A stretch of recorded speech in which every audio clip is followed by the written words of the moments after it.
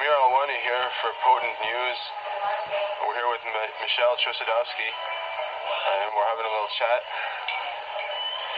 And so I believe we were talking about basically the protests that are happening here that were started up by the Adbusters initially. Now I got a couple questions. Are you encouraged by by what's happening, by what you see happening with the protests?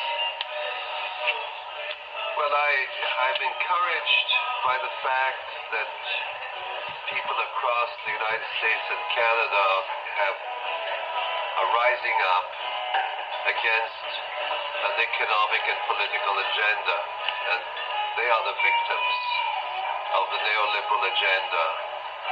I'm not encouraged by the way this Occupy Wall Street movement is proceeding, because it was initiated by a couple of organizations, Adbusters, which is a magazine in Vancouver, and the other one was Anonymous, a social media activist website which does not reveal its identity in any way. I think the problem is that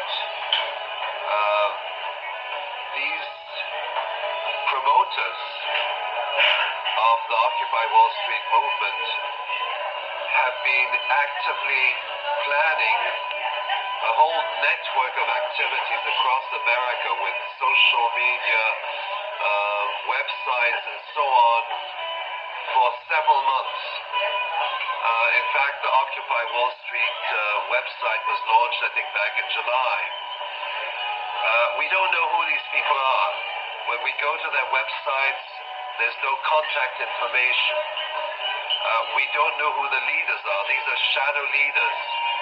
Now, what is coming out of the movement is we don't need leaders. We are the leaders. But in effect, any organization which challenges Wall Street and wants to yield some form of concrete results has to have a very solid organizational structure. You don't go and fight against Wall Street, because Wall Street is organized, okay? Wall Street is organized. Wall Street is a whole structure, institutions, banks, insurance companies, and then linked up to intelligence, and then linked up to the US government. So if you want to change the tide, you have to organize, and you have to organize in a very solid way. You have to have a program. You can't just have a program which says, please, Mr. Bush or Mr.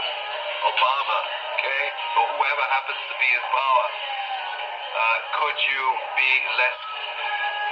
you be more gentle, have less wars, could you tax the rich? You don't demand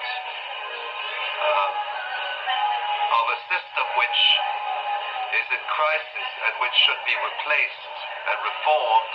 You don't ask the leaders to act on your behalf. That's rule number one. Those leaders have to be unseated, because they are the problem. They're not the solution. And it's no use presenting a shopping list of demands and then submitting it to the US government or to Wall Street or to Warren Buffett. Now, what troubles me in this movement is that there's a covert element with organizations such as Anonymous and Adbusters, as well as the main websites. Who is behind it? Who is financing it? I recall that immediately when the movement got going, that several prominent personalities came to the support of Occupy Wall Street.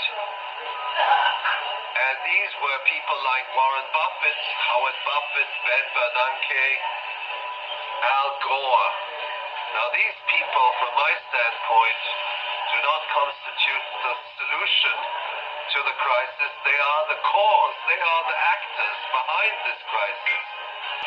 You cannot challenge Wall Street and then ask Wall Street to pay for your travel expenses.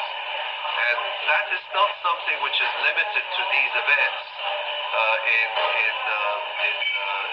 New York City and around the United States. It's something which has characterized progressive movements for a long, long time. Trade unions were infiltrated. Their leaders are invited to the World Economic Forum in Davos. Then you also have other organizations such as those which join the World Social Forum or the People's Summits. All those organizations are funded by tax-free foundations. I've been looking into the World Social Forum, which was created some 10 years ago. It started off in Brazil. And the World Social Forum was in effect funded by the Ford Foundation. Now we know that the Ford Foundation has links to the CIA. And many of the organizations didn't realize that by being funded by the Ford Foundation, their hands were tied. The Ford Foundation would set the outer limits of dissent. And this is what I call manufactured dissent. It's when the elites, through their tax-free foundations, will go in and they will support limited forms of dissent which do not threaten their fundamental interest, which is the interest of making money and enriching themselves and so on.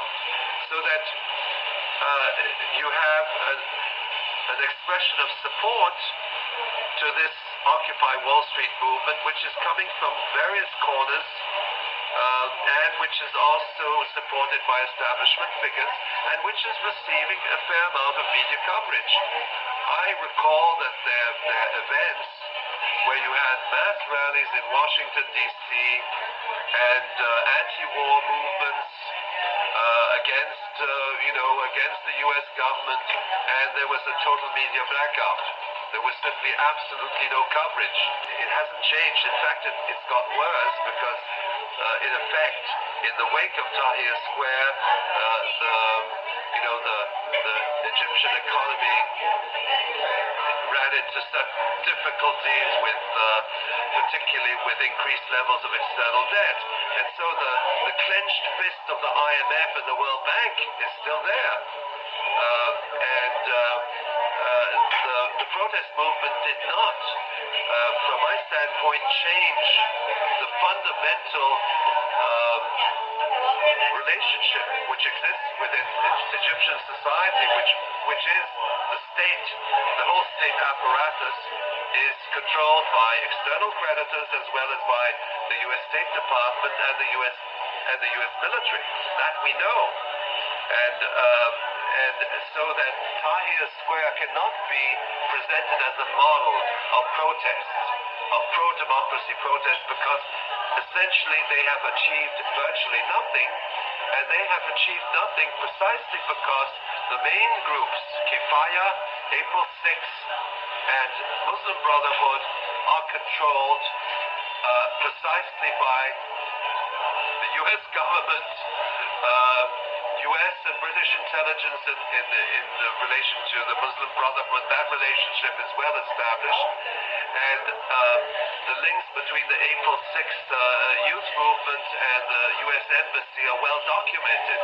So you cannot run a revolution against the empire, which is Washington, and then ask the empire to give you money through its various foundations to fund your resistance against the empire. It doesn't make sense. And Occupy Wall Street is in a very similar situation. First of all, it is using Egypt and Tunisia as a model. They are not a model. They are a failure. They are colored revolutions which have manipulated the grassroots and which have led these countries into a cul-de-sac, into a status quo. So the end game of the protest movement is the status quo. It's the semblance of democratization, but in effect what happens is that the people in power who are in positions of government are replaced by other people who are in effect playing the same role on behalf of the US and the external creditors of those countries. Now, there was one thing which disturbed me in a statement by Occupy Wall Street. I recall that there was a statement by a number of personalities, including Naomi Klein, Noam Chomsky, and Vandana Shiva, among others. And part of the statement was all right, but then they said that they had to fight against a global al-Assad, a global Gaddafi, and that these dictators personified the IMF and the World Bank. They said the IMF and the World Bank are behind this agenda, and they are treating us in the same way as Gaddafi and al-Assad are treating their people.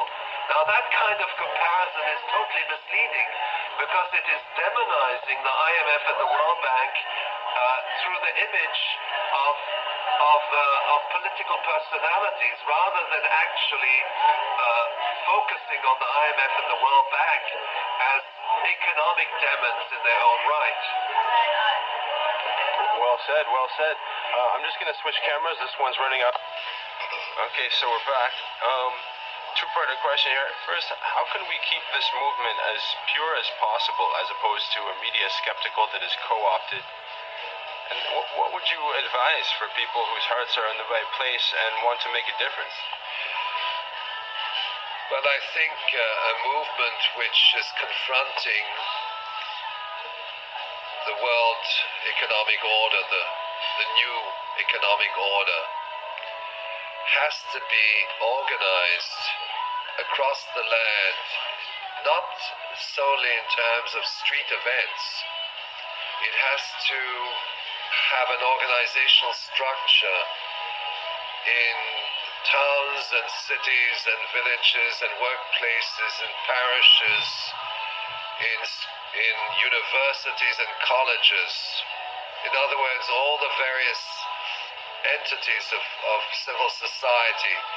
It also has to permit mainstream organizations such as trade unions, human rights organizations. It has to have a very strong organizational structure which can confront the corporate agenda. Corporations are very well organized, but they still constitute a minority. Now, if the 99% want to ultimately reverse the tide, they have to organize. They have to have strong leadership. They have to have a program. And they are not there to make demands. They are there to question the legitimacy of the corporate agenda. They are there to unseat the actors, these powerful actors, whose legitimacy actually is sustained by a very crooked and fraudulent apparatus. Okay? So that's what you have to tackle. I recall many years ago when the World Social Forum started up, there was another movement which was called ATTAC, which was one of implanting a tax on speculative transactions. It was called the Tobin tax. And everybody joined the bandwagon of the Tobin tax, saying we have to put a tax on speculative activities and use the proceeds of this tax to help the poor. I was opposed to that for various reasons, but more fundamentally, if you want to get rid of highway robbery, you don't put a tax on highway robbery.